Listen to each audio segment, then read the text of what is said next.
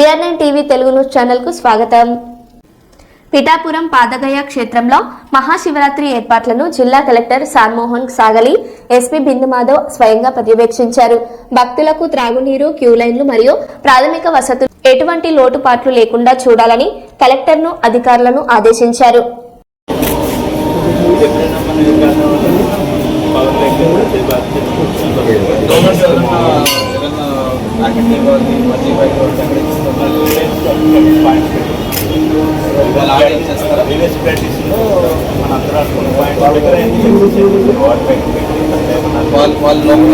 వాళ్ళు బయట తిరుగుతూ ఉంటారు వాలంటీర్స్.